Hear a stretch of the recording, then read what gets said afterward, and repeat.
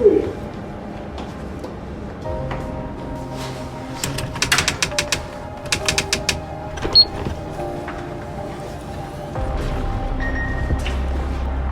to see him. We're here about to get a little work in. We did a podcast earlier, and I said we gotta get some training in while we're here. So we're about to get some work in. Why not, right? We're on the patio of the gym here at the Fairmont, and we're gonna get some training in. By the way, all praises to Allah. Alhamdulillah. Oh, yes sir. علي صورات بعد ايش تبي احسن من شو؟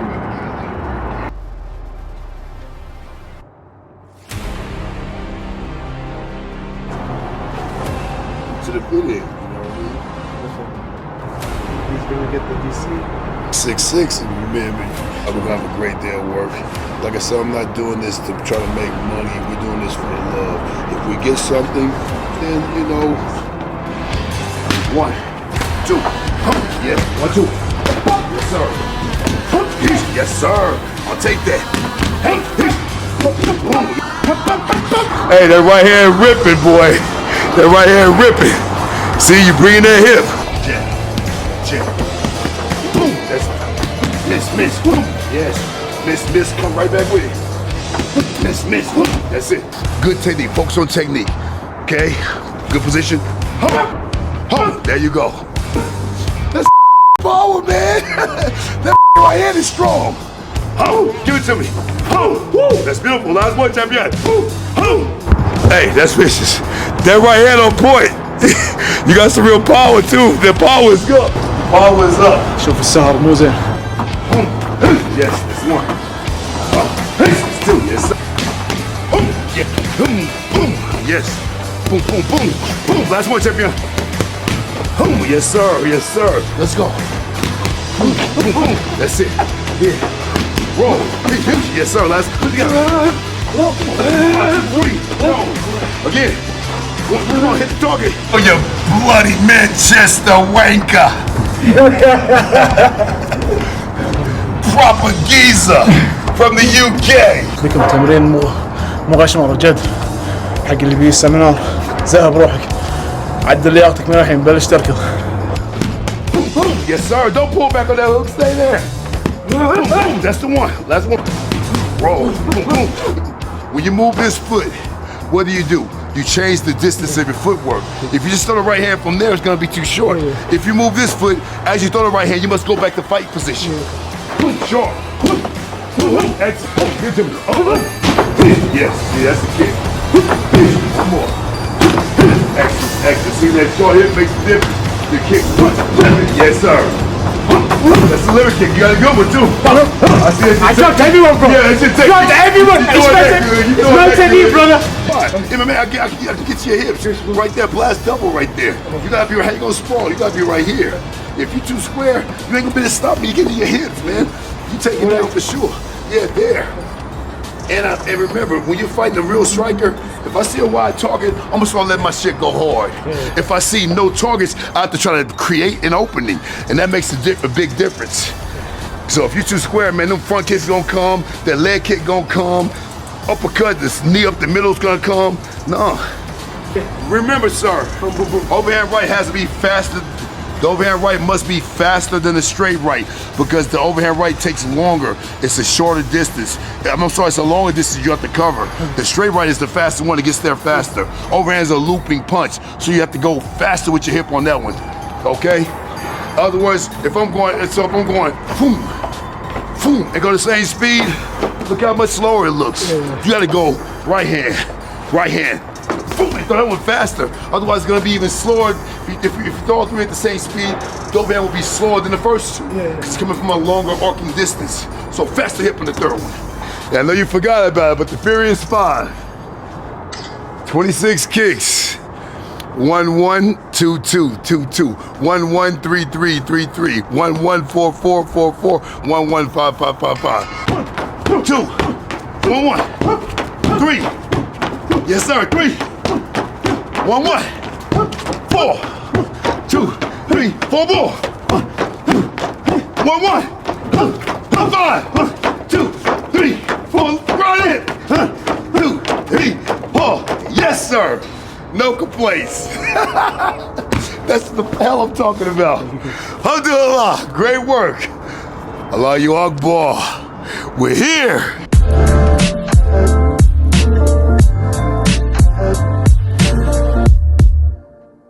Yes, guys.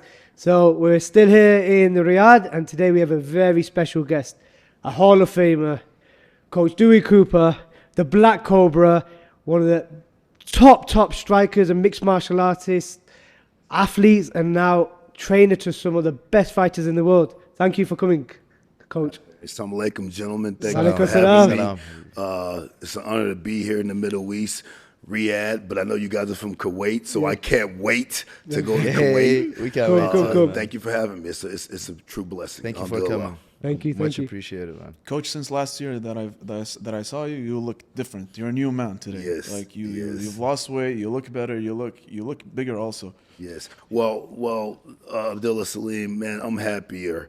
Him and I trained. He came to Vegas and trained with me for several months. This is my brother, my Muslim brother. He's a good guy. I got on his butt every day, yelling at him, screaming at him, trying to make him better at his striking because we know his grappling and his wrestling is incredible. And I respect him because I was hard on Salim. He thought I didn't like him. He thought I was anti-Muslim. I'm like, brother, I'm more Muslim than not. At the time, I hadn't done my Shahada, but I've been following Islam since I was a kid. Yeah. I was honestly just being lazy. And in America, it's easy to be lazy when everyone you're hanging out with a bunch of Christians and no religion, and there's so many freedoms out there.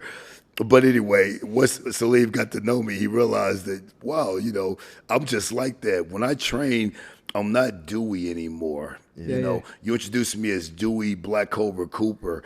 Dewey Cooper is just a regular man, humble, chilled, relaxed, kind of a West Coast California attitude, which, where I was born. Black Cobra is something free of emotion, free of any human feel. It's just about hard work and dedication, intensity and hard work. I've been doing this martial arts thing since I was 9 years old. Wow. A lot of people don't realize I had 145 amateur kickboxing fights way before the pros. I was doing one-round smokers in the mid-'80s as a kid, way before Muay Thai was even popular anywhere else in America but California. So I grew up a fighter, man. A lot of people start off in Taekwondo and karate. My first art was Muay Thai, which is a fighting sport. I wouldn't recommend that for kids. When you have a little kid, put them in the other arts first. Wait till they turn 12, 13, then put them in Muay Thai because you kind of get more of a savage mentality. And I've kept that all the way through. So when we were training last year, I'm always yelling and screaming, not because I don't respect the fighters, because I'm trying to get the absolute most out of the guys, every punch, every kick, every second of training. And if I feel like you're not going 100%, it drives me crazy. So that's what it is. But the reason why I'm happier now internally is because I found peace with Allah. I took my Shahada. I'm now Muslim. It's been like 3 months now. Nice. And I filled the void that I've been missing a long time. And I'm dead serious. Just from that, I started losing weight and everything. I'm like, what's going on? I guess it's the prayer and having to be focused to do things. As you guys know, we talk about hard work and dedication, Salim, from training in fight camps. You have to be dedicated, diet, train, do all the things you have to do to prepare yourself to be the best you can for a fight. Islam is much like that if you're not used to it. I know you guys are from the Middle East. You probably grew up into it. Did you fight prayers? Yes. Your parents whooped your butts as little kids and made you pray. But when you're from America and it's not so customary, it's a very difficult religion to be a part of because you have to be disciplined, just like fight camp. And now I know the secret why so many Middle Eastern fighters and Muslim fighters are so good, because that's the number one component of being a champion, your discipline. And a religion like Islam and being a Muslim, it gives you that discipline at a young age. So I feel better because, first of all, I'm now one with Allah. I know it's just not about me. I know I could die tomorrow and I know I'm going to be in a good place for eternity. That's a good feeling. That's the best feeling, man. A lot of us us tough guys act like it don't matter. But they're when you scared. close your eyes at night, They're scared. woo, Yep. you know what I mean? So I feel better in that regard. And Abdullah is giving me more energy. I expend a lot of energy when I train you guys. When I go home, I'm spent. Now I train my guys, yelling, screaming, going crazy all day, and I go home and I train for 2 or 3 extra hours. Wow. And that's where the weight went off, man. Nice. I truly feel different than I felt in 20, 25 years. Wow. And the only thing I did different was took the Shahada, started reading the Quran and praying 5 times a day. Got that inner peace, huh?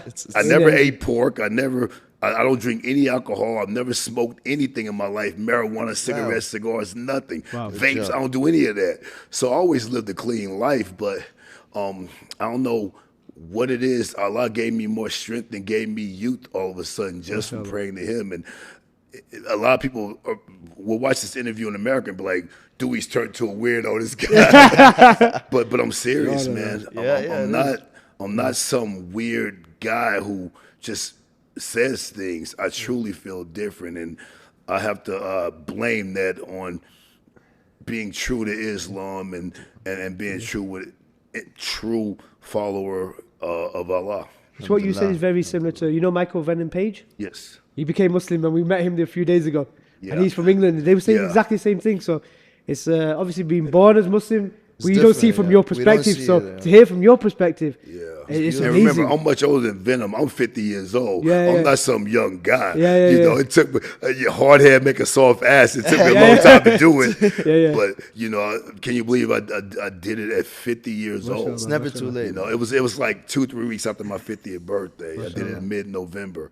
So, it definitely makes a difference. And I just seen Venom Page in Paris when Francis Ngannou was getting ready for his last fight against Pereira. We did the entire camp in Paris. Oh, nice. And we were at a restaurant late night in Venice. Venom had a guy who fought on a show out there, and they all came into the restaurant. Oh, nice. We all spoke, embraced, and all of that. And he's a real cool guy. I didn't know he was Muslim, but he's a great guy. Yeah, he just converted also. A lot of guys are converting. I'm seeing, especially in the fighters, like in the fight game. Coach, about your coaching style, I actually like that coaching style because it's true. You're not sugarcoating things. You're saying if it's bad, you're saying it's bad. If it's good, you're saying it's good. For me, that type of coaching is the best for me to grow. Because a lot of coaches are afraid to show like that kind of training because they fear the fighters will go away. But for me, when I went and trained, I loved that style because it's true and I know what you're saying is from the heart, And of course, you want me to grow, and so I don't take anything personally. I love it. Yes, and another reason why I do that, guys, I've been fighting for so long. Fighting, martial arts and fighting, more so the fighting aspect, changed my life, man. I'm from Los Angeles. I don't know if you guys know about LA. It's not the movies in Hollywood, man. I'm from the hood. I seen people getting killed. The gang violence, Crips and Blood thing went crazy in the mid-'80s. That's when I was just growing up, man. All my brothers were Crip gang members and crack dealers and stuff like that. Man, I've been in so many violent places in my life. And why don't I smoke? Why don't I drink? Why don't I rob people and shoot people? Because I started fighting at a young age and it gave me discipline. I used to walk home from elementary school and guys try to jump me.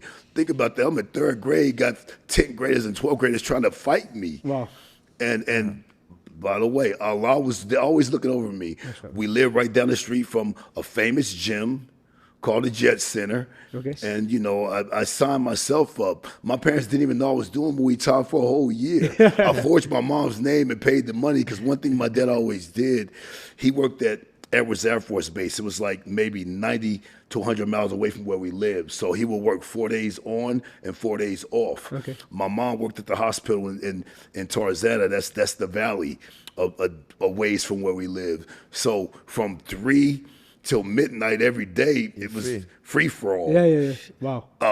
My older brothers were very bad influences.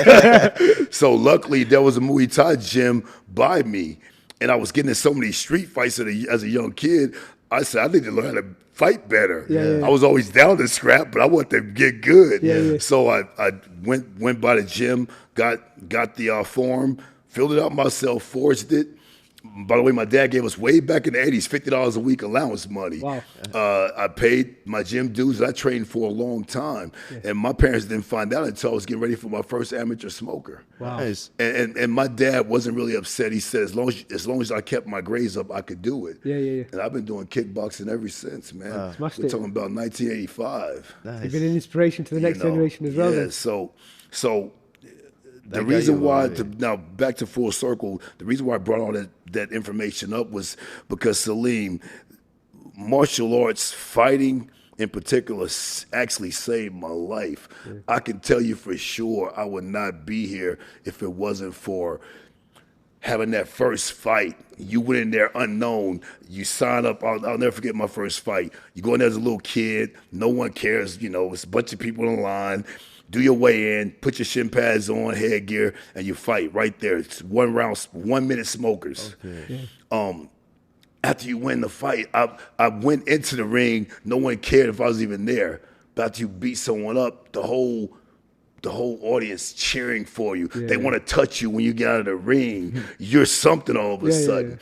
And at such a young age, that meant a lot to me. I'm the youngest of 8. Got beat up by my brothers and sisters. It was a violent household. And finally to be recognized as something great, this changed my life. So if it weren't for those experiences, man, who knows? I most likely wouldn't even be alive right now or in prison somewhere. So when I trained you guys, I made a promise to myself from way back then, 11, 12 years old. Now I've been in there 3, 4 years. Now I made a promise to myself, every day I train, I was going to do my best. I could call Jeff Mayweather, who was my boxing coach. I could call Master One Kick Nick Blumgren right now, who's my kickboxing coach. Right now, put them on speakerphone and say, hey, out of all the guys you train in your 40 years of training, who trained the hardest? I guarantee you, everyone's going to say, no one trained like you. I made a promise to myself at 12 years old. Every day I go in that gym, I'm going to go 100%. And if anyone's working hard, I'm going to make sure I work harder than them. That's the same style I bring to coaching. A lot of coaches don't want to sweat with their fighters. They don't want to get punched. Man, I just got punched in the head by Francis Ngannou like a week ago. Punched the shit out of me, too. Excuse me for cursing. It's all good.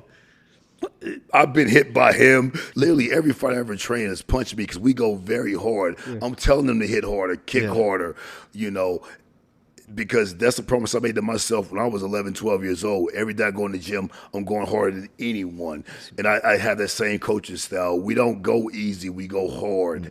I want to push these guys because I know how serious this can be. When you get in that cage or get in that ring, it could be your life on the line. And even if it's not fatal, it could be serious damage and serious humiliation for you and your family. That's true. So we try to train hard, and one promise we can make, if you see me with a fighter, he's going to be well prepared and willing to fight hard. We may not win every time, but we're going to win way more than we lose. Like when I've seen at Abdullah's gym, like he goes hard on his he goes hard, and I was like, that's too much, and now I see where it comes from. We got to go hard. And don't get me wrong, there's context. There's a big battle in the MMA world now about sparring. And a lot of people now are saying, no, you shouldn't spar hard, keep it playful. I'm from the old school. I can say one thing. I've been training longer than most of these guys. A lot of these guys started training in the mid-'90s and shit. I've been training since the mid-'80s. I'm from the era where guys went hard. Now, there is context. If you're out of camp, definitely be playful because it doesn't matter. Just be consistent. But when you're in fight camp and you're looking at a poster with your face on it versus your opponent, I don't think it's time to be playful then. It's time to be serious. Time to kill. In the military, these special ops guys aren't going through camp playful. They're not doing their sniper shooting skills playful. They're being serious and focused because they know their life is on the line. This is no different in my eyes because we've seen guys die in the ring many times, especially in boxing. This happens every year. This is no time to be playful. So we don't have to spar hard all the time, but if you're doing an 8-week camp, I need at least 2/3 of that hard sparring. Yeah. Big, nice. How many times a week would you say they should Twice. spar? Sparring twice a week is good. What days Back in like- my day, we always sparred 3 times. My whole career, I never sparred twice a Yeah, week. It was always 3 times, but that was a bit excessive. And one thing about me, I can show you guys, I journaled every training session. So I got stuff from when I was 15, 18, 19, 28. When I fought Peter Arts at 42, I got all that stuff in Dubai, by the way, for a main event. Got a draw in that fight. Felt like I won it, but whatever. I journaled everything. Wow. So I noticed one thing, and by the way, journal when you write stuff down, it's the truth. Yeah. You may know it now, but 5 years from now you'll forget. So it's very important to document. When you go through all the documents, the one consistent thing was I started saying, "Oh, I felt a little burnt. Psychologically, I was less focused. In the sparring, I always say how I felt, and that's because we were doing 8-week camps, sparring 3 times a week. So out of the 8-week camp, you're sparring for 7 weeks because you stop a week before. So that's 21 sparring sessions in 7 weeks, hard sparring sessions. And I noticed in my notes after about week 5, I started feeling it a little bit. So think about that. The point is the total number of sparring sessions. That's 21 hard spars in a 7-week bracket. When I got with my fighters, I kind of amended that. I said, well, I told you I felt a little weird after 5 weeks. That's how many sessions? 15 sessions. So with the guys I started training, I say, hey guys, if we're gonna do an 8-week camp, let's knock the sparring down to 2 times a session. In that 7-week frame, guess how many sessions you get in? 14. 1 or 2 away before the burnt stage. And I've done it with all my fighters, and none of them feel burnt out. You know what I mean? But that was the whole thing, the documentation through years of experience. And not just in MMA, my boxers that I trained, my kickboxing, Muay Thai fighters that I trained, Mir Abdallah, a real popular brother from Jordan. I was his coach. He was undefeated WKA kickboxing champion. Wow. He manages Caleb Plant and Badu Jack and guys like this right now. Nice. And same thing. That 2 times a week I felt it suffice. You get enough sparring in, but you don't quite get to where you want to get the sparring over with versus do good in it. At some point, if you do it too much, you just feel like, oh, I can't wait to get this over. You know what I mean? So everything I do as a coach was definitely through experience, all the great coaches I had, and intelligent design.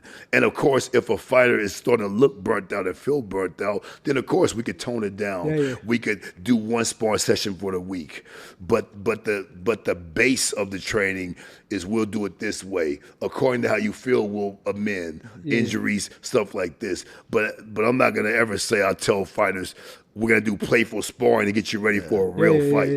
You know what I mean? That's just the bottom line. There's some people even like Max Holloway, and they said they don't spar anymore. Obviously, he's taken a lot of damage. But they even say, they don't spar anymore. Just technically. He said he doesn't spar MMA, but he Dutch spars drilling, Dutch drilling. but he drills and he spars with the amateur boxers from the Hawaiian team. And you could do Dutch drills hard as well. Yeah, of course. You can pick up the intensity. Trust of me, that. man. No one does Dutch drills like me. I'm one to prove Dutch it. drills, My Dutch drills are the hardest in the world. They're supposed to be hard. We go hard on Dutch drills. You're the best coach. But yeah, remember when guys say they don't spar, traditionally they may not go hard like full, puffy MMA gloves sparring, but they're doing some boxing sparring with some amateurs. They're doing a little kickboxing. They're grappling hard, shark drill style.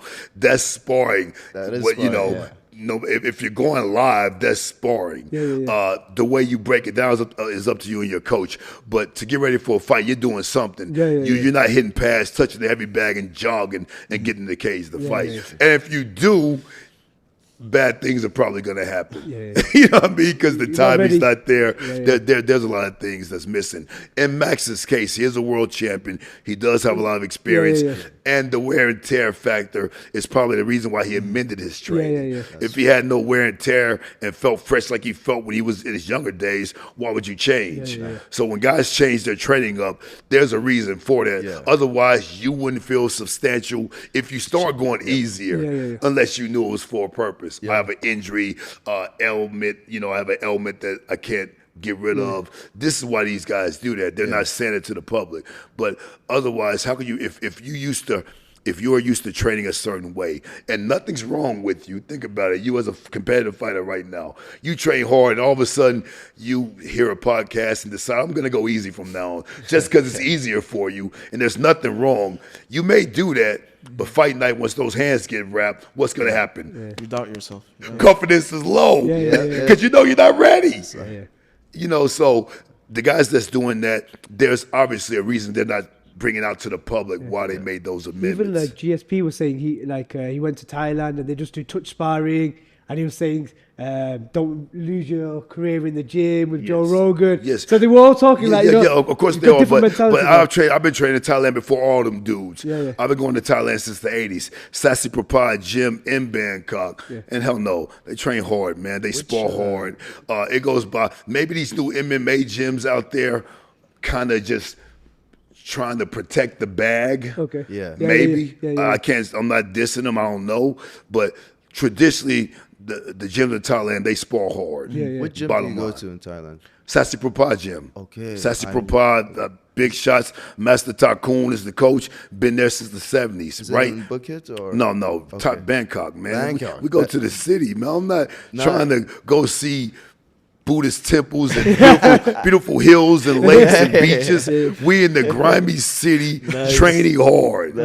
Real shit. You know what I mean? And not saying other places are real, but like I said, I'm from the hood, man. We're about fighting. I want to be in the meanest, roughest places where when you walk daring from the gym, you have to keep your head on a swivel and you train hard there because there's no punk mentality. There's no poor me mentality. You're in a lion's den where everyone feels like they're the king of the jungle, and you have to show it every day. And I just feel like that gets you ready for the fight because your opponent across from you, whether it's in a ring or cage, is trying to take your head off and embarrass you in front of your family, in front of your team, in front of the fans. So that's one thing. There's a million different philosophies about fighting, but let's not forget that. We can be nice and make training camp as comfortable as we want, but fight time, it ain't going to be comfortable.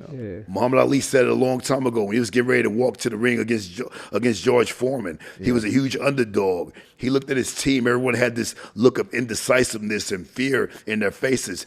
Go look it up online. He said, "What are all you boys looking so scared for? Y'all going to a funeral or a fight?" You know what I mean? And the reason why Ali felt that way is because he believed in Allah, number one, and he had confidence in himself. Unimaginable confidence, and then he went out there and did a rope a dope, and he defeated a monster that night. That's true. But obviously he was training hard. Otherwise, he wouldn't have had that in him. So it's a slippery slope there, man. Theoretically, the old school guys always said you train hard to make the fight easy, not train easy to make the fight easy. Coach Dewey, when did you transition from being a fighter to a coach? It's funny, like basically you guys know how it is when you're in the gym. If you're in the gym for a certain amount of time, the coach start making you train the young people. So the first time I actually started training people is when I got my original black belt. Eddie Flash Newman was the guy. He was from the BKF Federation. In case you guys don't know what that is, that's the Black Karate Federation. Way back in the 60s, you guys know the landscape in America. There was a lot of racism. They wouldn't let a bunch of the black dudes fight in the white karate tournaments and all this stuff. So the BKF formed, and they formed the organization, and they started going to tournaments and fighting and blah, blah, blah. Anyway, Eddie Flash Newman, the man I got my black belt from, was one of the second generation BKF guys. I'm a third generation BKF fighter. Raymond Daniels was a BKF fighter. A lot of guys. Raymond's a legend. So when I used to train with him, once I got good, by the time I was 16, God, had over 50 fights. So he would have me start training all the new people. So I originally started training people when I was like 16 years old, all the way up. In the prime of my fight career, when I was fighting in K1 and boxing with Top Rank, I had 3 fighters underneath me. My first world champion was a female fighter named Jessica Ragin Rakosi. She was this blonde-haired white girl from Canada, but I said she had a ghetto black dude from the hood spirit because she was athletic, fast, jumped high, ran fast, and had a lot of power.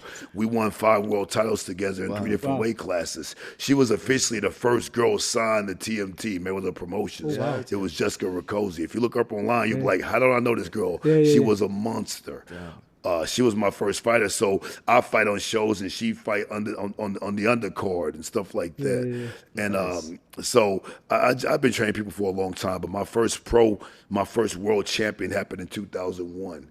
And that was when I was in the prime of my career. So Salim, man, I've been fighting and training people for a long time. People don't realize that. One of my strongest fighters, we're talking about fighters real fast, gotta tell you about this Kazakh fighter I had. Let's go. Beibut Shumanov. I'm not sure if you guys know him, Beibut Shumanov. He was one of the first Muslim fighters that I trained, real Muslim fighter from Kazakhstan. He was the first world champion in the history of Kazakhstan. Triple G's the second. Triple G won the title second. He was popular, but Beibut was the first world champion in Kazakhstan. Him and Triple G were on the same Olympic team also. Nice. Beibut was a monster. By the way, if you ask Beibut about sparring, he sparred 3 times a week. He wouldn't do it twice a week. And he literally damn near killed everybody he sparred. That's the only guy. Francis knocks people out all the time in sparring, but he does it accidentally. He's not trying to. When was that? Beibut used to try to kill everyone he sparred. He was the most vicious fighter that I ever trained to this day. No one's like Beibut Shumanov. When was that? This is like 2004, 2009. You know, Beibut. Just look up Beibut Shumanov. BEIBUTSHUMENOV. Beibut Shumanov. Yeah, he was the most vicious guy. Great guy outside the ring, but man, when you spar with him, it was life or death. And I seen him like criminally hurt people in the gym. No way. Yeah, he was a lunatic. Yeah, that's him. Yeah, the first Kazakhstan world champion. He was a light heavyweight WBA world champion, 175-pound division. I coached him 4 years. We won the title. We had 3 title defenses. We lost the belt to Bernard Hopkins, main event on Showtime. You know, beat Hops, you know, an icon. So yeah, man, Beibut was something else, and he was the first guy that I ever had that trained the whole day during Ramadan, no water, no food. Wow. And Beibut would train like 5-6 hours straight. What time before iftar or like in the morning? Or? Oh, no, he trained all day, but even daytime, he would train because sometimes guys don't want to spar at night. So he had to spar in the daytime during Ramadan, and he would do 14 rounds of sparring, not 12. 14 rounds of what he did. 4-minute rounds, by the way. He always did 4-minute rounds. And he would do that without drinking any water or anything. No food, no water. He was a monster. He's the first guy that made me truly understand how serious Ramadan was way back then. I'm like, you're not going to drink water? And he wouldn't do it. You know what I mean? And I never forget, sometimes he would be super aggressive. And I would simply say this, brother, Allah is watching. He's like, brother, don't say this, brother. Don't say this. Don't remind me. He would get nice. Sorry, baby, when you see it, you're gonna hate me for saying it. But that was the only thing that could calm him down. He was the most vicious dude I've ever been around, and to this day, he's like the most vicious fighter that I ever had the pleasure of coaching. And like I said, we won a world title. We fought on Showtime several times, and he was a true monster. Wow. Coach, you fought in K1 and Muay Thai and kickboxing, and I think I fought MMA out for PFL. You've also. had MMA fights, right? Yes. So when did you start coaching MMA guys, and when did you start fighting MMA? Well, the MMA thing was. See, I'm older, so I remember when UFC first came out. I had already graduated high school, in '93. I graduated in '92. So UFC wasn't a big deal to me, you know. Kickboxing was popular, boxing was popular, K1 was bigger, so it was no big deal. But there was a lot of guys started moving to Vegas when the UFC came about.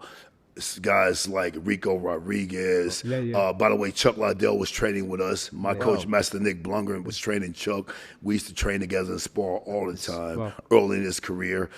Before he even got in UFC, he fought. To me, Chuck fought the most brutal MMA fight ever, a Vale Tudo fight against Pele. If you guys want to see the most brutal MMA fight ever, was Chuck versus Pele in Vale Tudo in Brazil. Crazy fight. But so all the guys started coming to Vegas, obviously with UFC being in Vegas, and they all started training with my coach, Master Nick Blundgren. And so I was sparring with a lot of guys, and it just happened from there. You know, guys like me, my striking was really sharp. I was very skilled and fast. So guys started asking me to help them out. Way back in the early days, the first UFC walk I ever had was with Phil Baroni.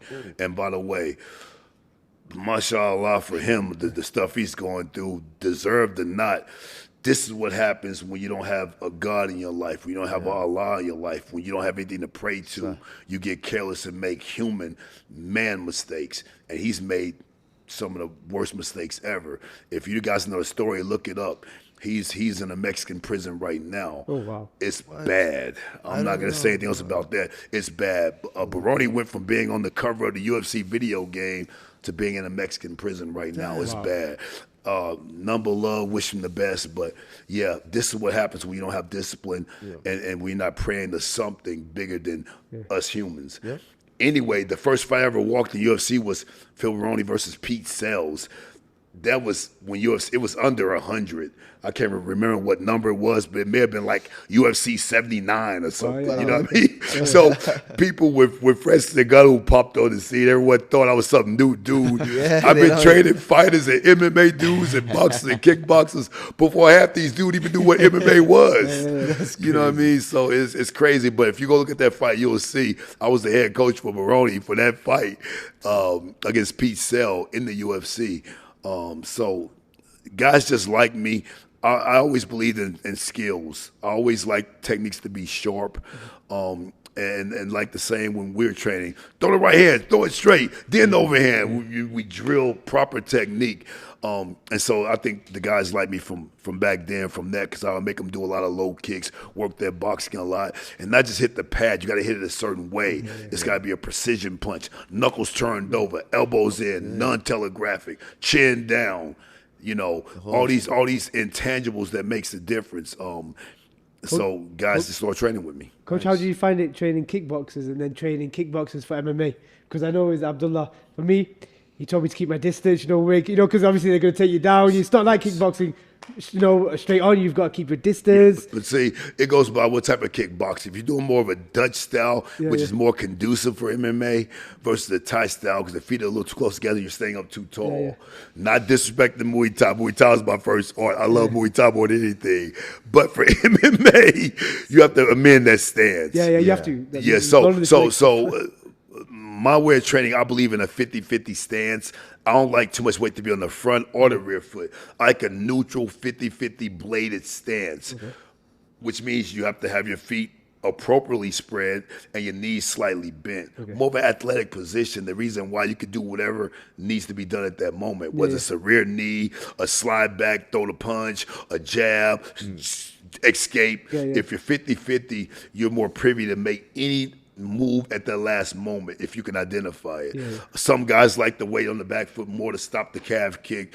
And by the way, real fast, if you're getting beat by calf kicks, it's a goddamn disgrace. That's all I got to say. Of course, I'm not coming from a grappling background. I'm coming from a kickboxing background. And Muay Thai guys don't even use the calf kick, guys, because everybody checks it. It's like, that's true. It's going to come down to who has the hardest shin. And our shins are hard because we're not going to talk about what we do to condition them, but we're making sure our shins are hard. So when I see guys get stopped with calf kicks, it just irks me like, oh, block the kick, man. You check one calf kick, he won't even throw it again. Block the kick. So this neutral stance I'm talking about stops all of that.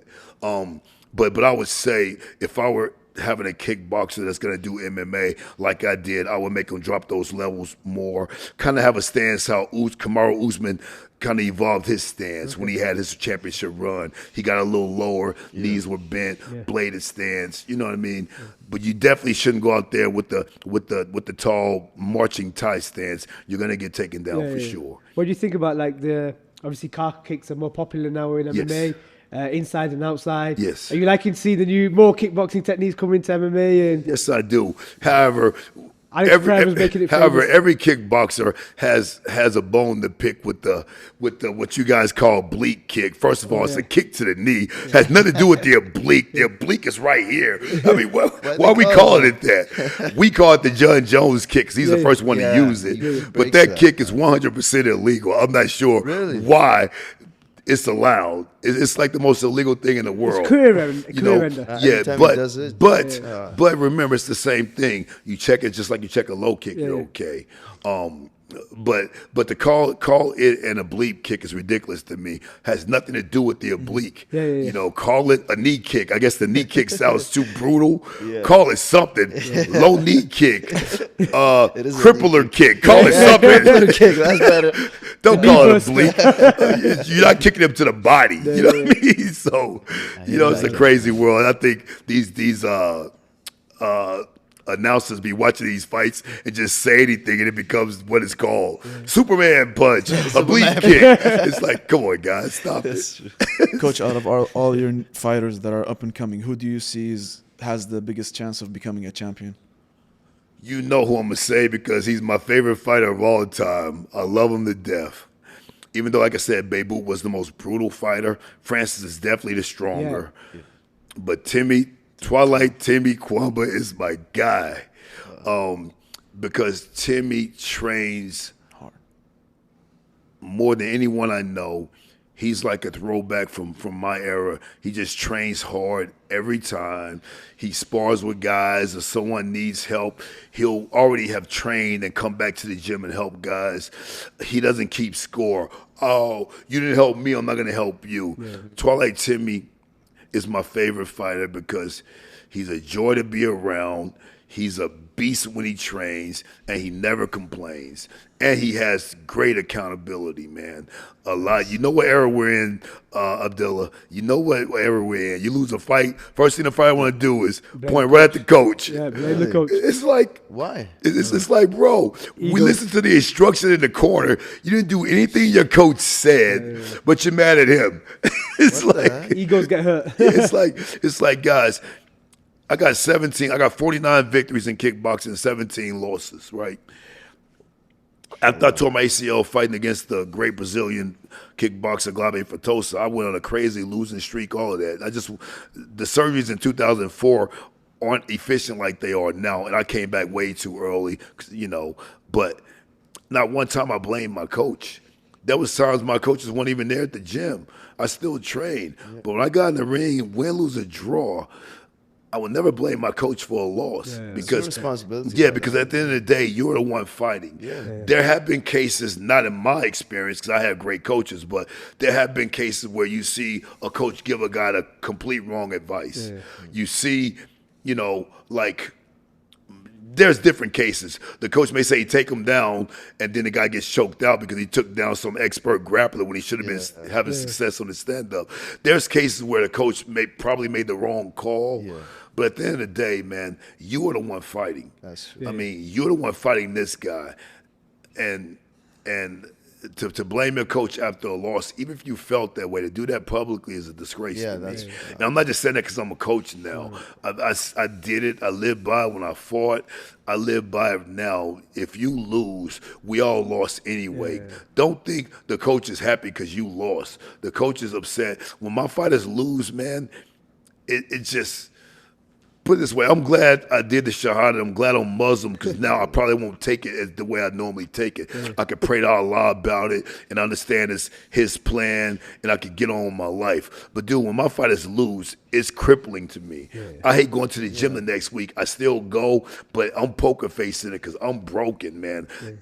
So fighters, don't think when you lose, only you feel that shit. We all felt it because we sweated with you every day. We were getting punched and kicked by you. We were losing sleep and having our wives pissed at us because we're spending too much goddamn time with you. You know what I mean? All this. I mean, I've always broken up with my lady because of things like this. You know, guy call you in the middle of the night because he's stressed. Grown ass man. It's like, why you sign the contract if you're stressed about fighting someone? And by the way, I'm the perfect person to talk about this, guys. I wasn't the real size for K1. I was a cruiserweight kickboxer. When K1 came about and offered me a contract, I was 197 pounds. At that time, there was no K1 max. K1 was only heavyweights.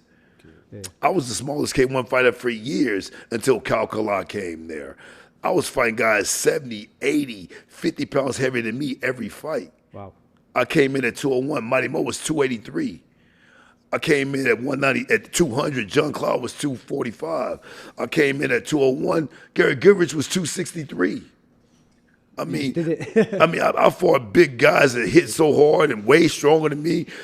I shouldn't even been in there with these guys, half of them, but I fought great fights with them. I didn't get knocked out, and I showed that it's not about the size of the dog, it's about the size of your heart and your skill level.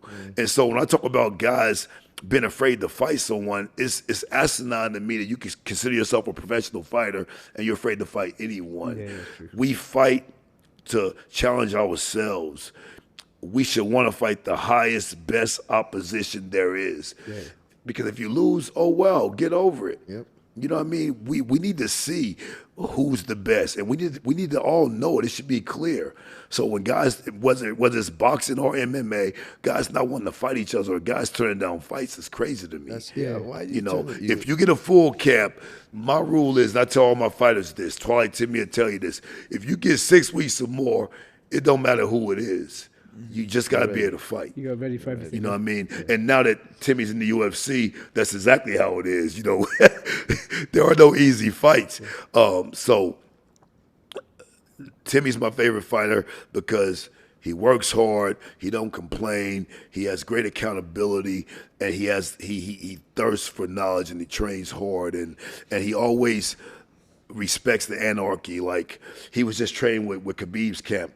You know, Islam, those guys were training in Vegas for like maybe 6 weeks, the last 6 weeks of their camp. My fighter, Twilight Timmy, was in their camp. And he talked to me, hey, coach, what do you think? I said, go get that work, man. You kidding me? First of all, Ali's your manager. Ali Abdelaziz is your manager. Anytime he got those Russian fighters out here, them Daggy fighters out here, get that work. You know, because it's good to get that other level. And not for anything else, but just to see where you are with the world's best. Because you might surprise yourself. You know what I mean? That's true. And that's what it is. Any coach that don't want his fighters to go, I see if they left camp and just train with them, that sucks. But go get that work. You know, if it's a 3, 4, 5, 6 week camp, hell yeah, be my guest, go. You know what I mean? Because it's important that we see all those different levels. Because like I said, you may be better than what you think too. It may not just be to get to learn something. You might end up teaching them something. You might bring the knowledge back as well to the gym. But either way, there's a awareness and a knowledge gain from that. Definitely. You know what I mean? And I'm not speaking of Khabib's camp when I say you teach them something. I'm saying any camp. Any camp, You know, because fighting is such a fickle thing. You could be the man one day and finish the next. You know, getting booed the next. That's true. You know, people, imagine the era we're in now. Conor at one time was the most celebrated MMA fighter. Now when you talk to MMA guys, they consider him kind of a has-been or a joke. Isn't that crazy? That's so crazy. You know, and I'm not saying he's away. I'm just saying things change real quick. You know, like even from like back in the day when UFC started, people don't even know Wanderlei Silva, Vitor Belfort. You know, these pride fighters, Shogun brothers, all these, you know, the Great soccer kicks to the head. It's like you said, it's just very fickle. It's crazy. It's crazy. One fight, and you see what happened to us. Speaking of Francis, you see what we did to Tyson Fury. I still felt we won the fight, but then the outcome of the Joshua fight, we had a way better camp for the Joshua fight. It just the fight didn't get going, you know, and And we all got to live with these losses, man. That was a catastrophic loss to all of us. He came back at Battle of the Giants. Yes, came back hard. yes. But then for Francis to lose his son, Yeah, that and was. then shortly after that to fight, and then gain his second heavyweight world championship. These are things that people don't understand. It's not just about being a champion. It's about having that spirit and that mentality that's unbreakable, man. And that's the one thing I will say about Francis, man. Francis is the most extraordinary guy I ever trained. Babe Boots by far the meanest. Twilight Timmy's my favorite, but Francis is the most extraordinary fighter that I ever trained just from his story. Yeah. Started doing this. Traveling across Think Europe. about it, but he was in his 20s, man, 22, 23, 24, whatever, when he first started doing this. At 22, man, I had over 100 amateur fights. I was already pro. You know what I mean? To start doing a sport as brutal and vicious and dangerous as professional mixed martial arts, and to end up being UFC champion, to end up being PFL champion, to end up fighting Tyson Fury, to basically, we should have won that fight, but a split decision. He's got like the best story of all. Like, one. all Coach, time. so after the Joshua fight, when you say the fight didn't get going, so when you guys go back to the drawing board, is it like a mental thing that didn't go, or is it a plan that didn't go? Well, it was a lot of things. Francis talked about it on the Ariel Hawani show. It's just the timing was off. We had a great camp, but things got strange the fight week, and times were misconstrued, and we got to the dressing room way too early, and it just wasn't our night. Yeah, I heard about because they were so late to start the event, and he was tired of just sitting and waiting all day. The thing is, people don't understand, like, the reason why guys go away for fight camps, and this is not just about France, this is about anyone. You get a schedule, right? Let's say if you're fighting in a different country like we were training in Vegas, but he's fighting in Riyadh, 11-hour difference. So you have to, if you don't come to the place you're fighting, you have to adjust that training schedule. 11 p.m. here is noon there. You know what I mean? So you have to make sure you're training right. Yeah. However, the fight ended up being 3 a.m. We thought the fight was going to be 12:30. So we got here and trained for 6 weeks here. We're going to the gym around 9:30, 10 o'clock. By 3 o'clock, he's at home sleeping, resting, stuff like that. So your circadian rhythm starts to adapt to what you do. So if you put yourself in sleep mode every day at 2:30, you guys know how it is. At 2:30 every morning, you're gonna start feeling sleepy. And we thought the fight would be over. We thought the fight was gonna start between 12:30 and 1. The fight started at 3:30. That made a big difference. We got in the back dressing room from 10 p.m. and we're there till 3:30. But by the time it was time to warm up, we're yawning. It was just bad. It just wasn't our night. At the end of the day, the reality is the reality. Joshua did a great job, and we didn't win. But there's a slight asterisk by that. I just wish things would have been different, like they were for the Fury fight. We knew what everything was going to be, and that's what it was. Coach, was it a loss, though? Did you because when I see Ngannou, he was winning all the time. He's doing something nobody's ever done. They went from MMA to boxing, straight away fighting the best in boxing. Yes. He can never lose. Yes. He's doing something no one's done. The way he smashed Fury, Yes. You go back feeling like, okay, we lost, but really we're winning. We're doing the unthinkable. Yes. He beat everyone. When he left the UFC, everyone doubted him, but then he proved them wrong again and again. Yes. And come on, what he's doing, you can never lose after what he's done. That's why I say Francis is the most extraordinary guy I ever trained, for sure. Because so many things that he's done shouldn't have happened. Like, so many things. He should have never been UFC champion. I think about that. When he left Africa, left Cameroon, it took him 2 years to get to France. He got thrown in jail several times, taken back to the Sahara Desert, left to die. There's a lot of racism goes on in this world, man. They drop your ass off in the middle of the desert and don't care if you die. Somehow he made it. And then when you go to France, it's not like he had a friend, a brother, or I could call Salim and say, hey, I'm in Kuwait. You got some? And Salim, let me stay at his house. He had no one. He was living homeless in a park for a year. Wow. And to be homeless and walk in the gym asking to train, I couldn't even do that. I would just feel so humiliated and so low. I wouldn't even be able to do that. So I know what Francis did, I definitely couldn't do. With all those signs of trying to travel somewhere, keep getting taken back, get thrown in jail in Morocco and all this shit, I'd be like, bro, I'm going back home and trying to figure something out in Cameroon. There never would have been a Francis Ngannou if I were Francis Ngannou. That's why I say he's so extraordinary to go through all that and somehow live homeless once he got to France and that not break his spirit. And then he starts doing it. And then he gets to UFC. Then we lose to Stipe the first time. I was in the corner and the whole world switched on us. He was the most celebrated dude in the UFC besides Conor before that Stipe fight. After the Stipe fight, the whole world switched up on us.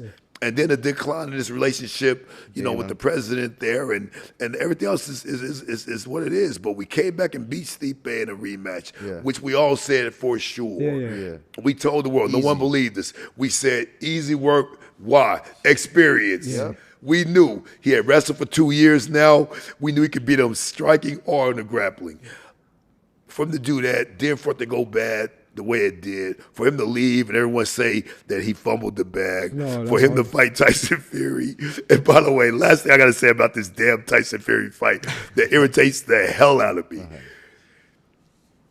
Any one of us, I'll use you as an example. If right now we got some dude off the street who's never done MMA, and we put him in an MMA fight with you, and he dropped you in one round. Put it this way, you're a grappler. He almost chokes you out with some street choke that he don't know what he's doing, and you barely get out of it. And then you go to the scorecards in a close fight where one judge has it a draw, two judges have you up by 1 point because they said the rounds were close.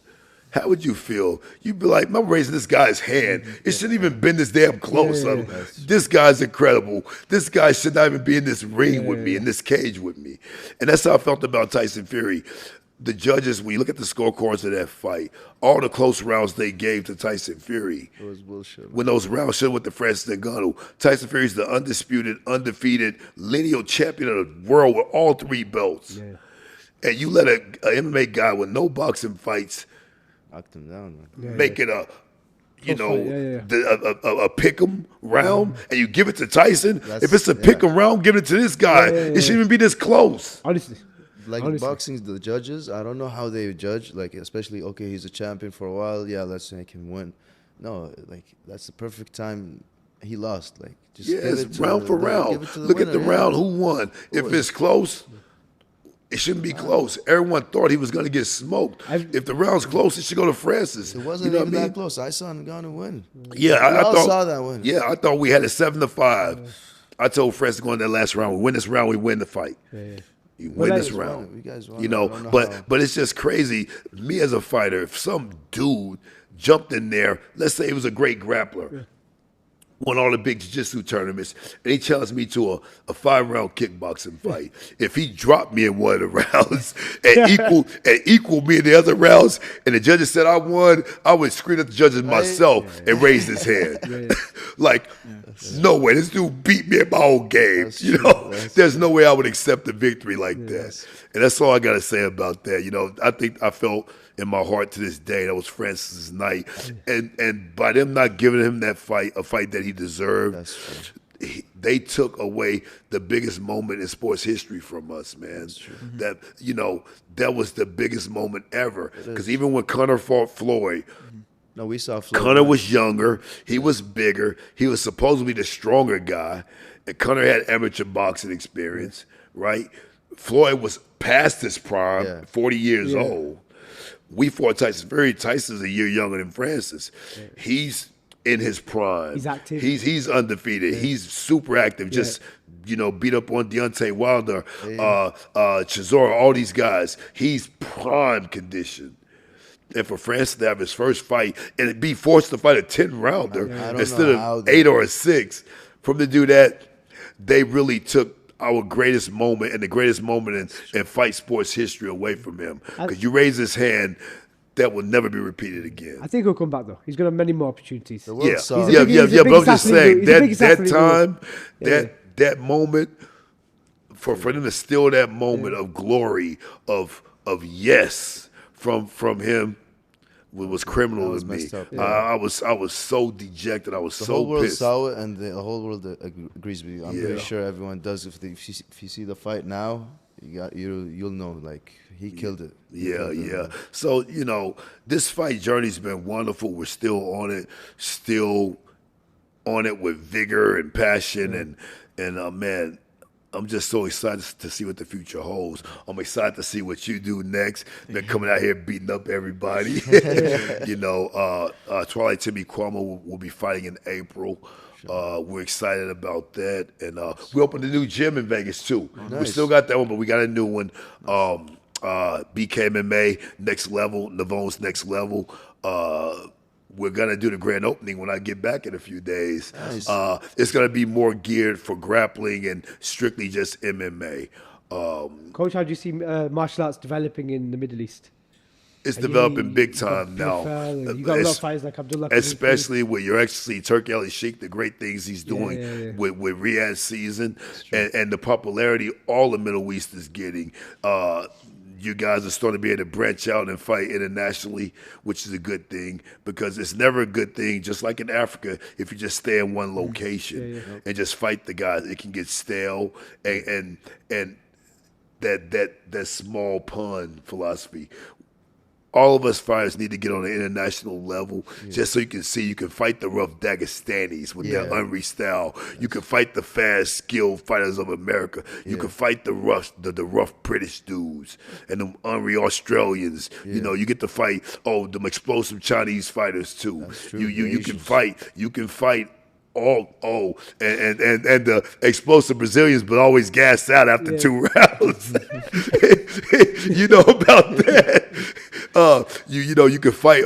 By the way, very mean and tenacious Brazilians till they come out with heat. You can fight all these guys, and we can see who's really on that worldwide map, and that's what it's about, man. There's nothing wrong with not being first as long as you try to compete to be first. If you sit on your couch and never do it, then you're nothing. But we need to get out there, and with resources coming here in the Middle East, you guys starting to get on that global scale. There's a lot of good fighters all over the Middle East. For sure, you guys been fight wars since before I was born. Holy smokes. So it's just, you guys, some of the coaches probably a little too traditional, like the older heads, older than me, they get a little too traditional. But it's a bunch of warriors out here. We got Abdullah here. We got the Basharat brothers from Afghanistan. You got Amir Bazi from Iraq. You got a bunch of tough ass dudes all over the Middle East. This is warrior country anyway, man. Coach Dewey, when you come into Kuwait? I'm waiting on you, man. I'll be back in Saudi next month, so it'll be Ramadan time. But I'd love to come to Kuwait. I've never been to Kuwait. It's beautiful.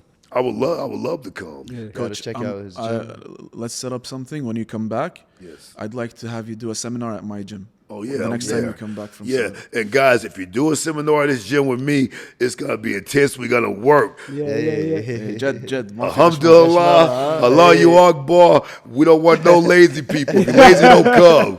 We're gonna work hard. We're gonna sweat. I'm gonna sweat with you. We're gonna work hard, and I guarantee you'll learn something from it because I don't care. I have no time limit. I don't care if we train an hour or 6, as long as everyone feels they got something out of it. And I won't leave his gym until everyone's hit the pads. Everyone improved their techniques as far as the striking and the philosophy goes. And we're gonna have a night of passion for sure. It's gonna be documented. Coach, whenever I used to train with you, I left, and my wife would ask me, "When are you coming back?" And I said, "It's Coach Dewey, I don't know, 2 hours, maybe 3 hours." Yeah. We have to train. We have to train, guys. One thing, I understand time is important, but man, once you start training, just get the job done. And by the way, a little secret. One thing I seen that Khabib and all those guys were doing in camp, because I went there a few times to just seeing me and Javier Mendez been friends since the K1 days. These guys, they're going to train at least an hour and a half and maybe only take one break in that hour and a half. Wow. They're going to train hard. They get the job done. They're not just confined with a certain time limit. He's going to work until he feels like they had enough work. And that's important. Sometimes we try to make things too perfect. Oh, we're going to train for 1 hour. Well, if you're not done in 1 hour, you're going to just stop and go home feeling unaccomplished? Sure. No. If you got to train an hour and 15 minutes, train an hour and 15 minutes. If you got to train an hour and 30 minutes, train an hour and 30 minutes. And that's up to the coach to set that precedence. In my mind, this is not just a black dude making up things when we get to the gym. This is intelligent design. We have an agenda for that day.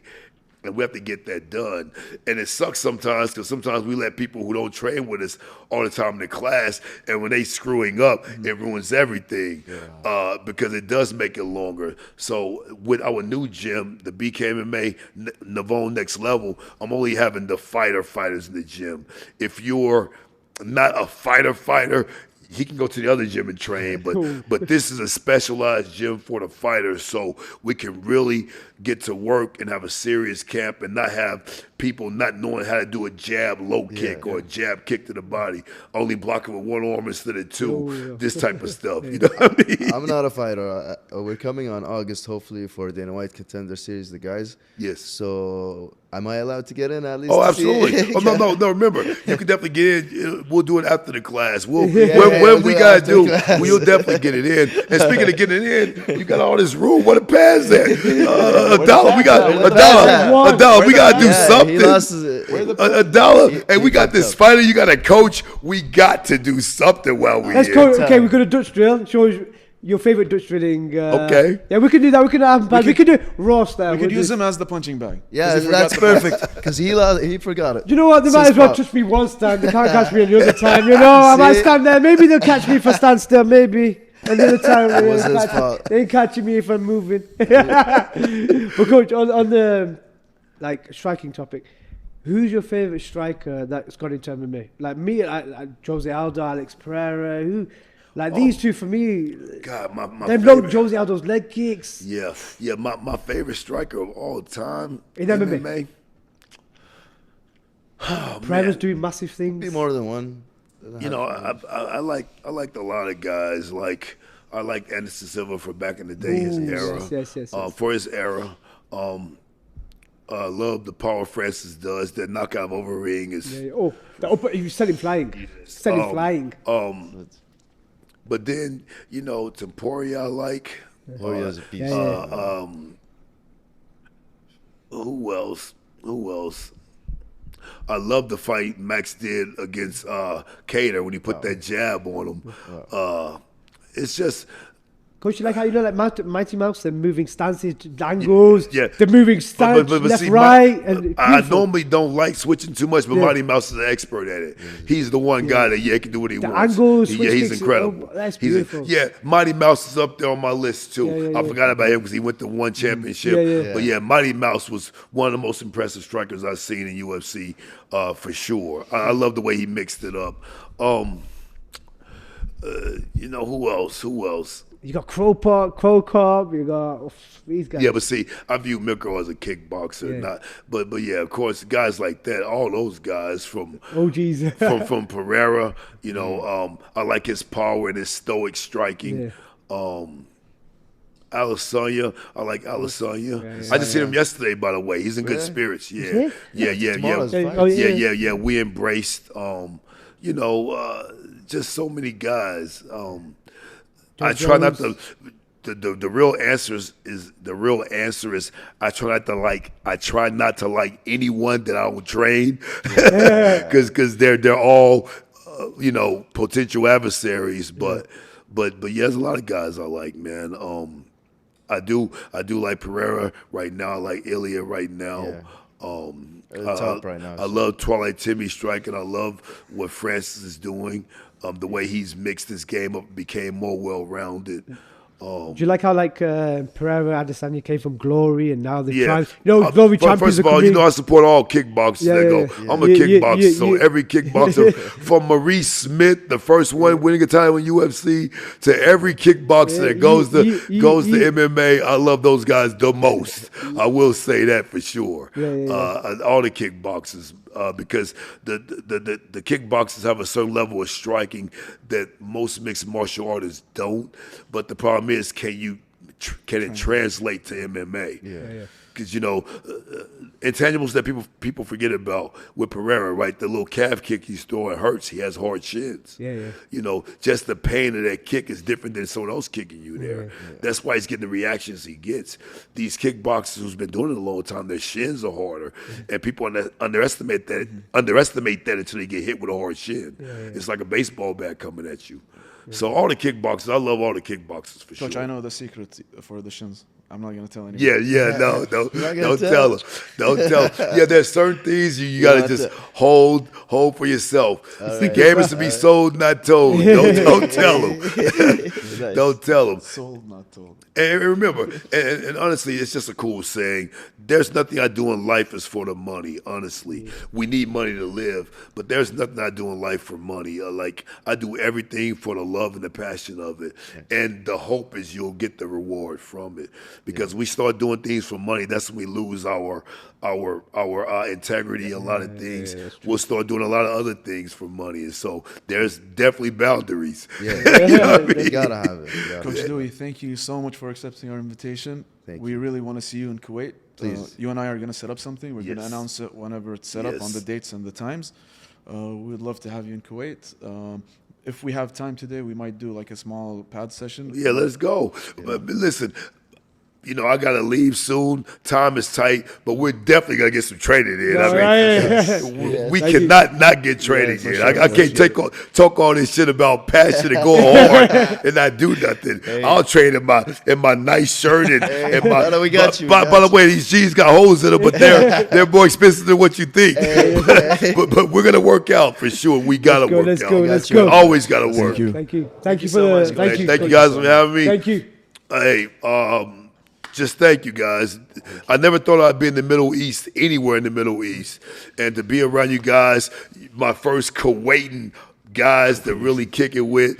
Thank you. You guys rock, man. This is your home. You guys rock. And I knew of course Abdullah, but just growing up in America, and I'm not a media guy, hearing the things they try to paint the Middle East to be, it's nothing like that. Thank you you. guys out there listening to that propaganda, don't believe it. There's nothing but love out here. I went to the mosque for the first time in the Middle East. No one looked at me weird. No one treated me like I was different because I got dreadlocks and a pierced lip, which I've had since 1990. It was all love. In the Middle East, everywhere I've been, it's all love. It's been safe. It's been peaceful.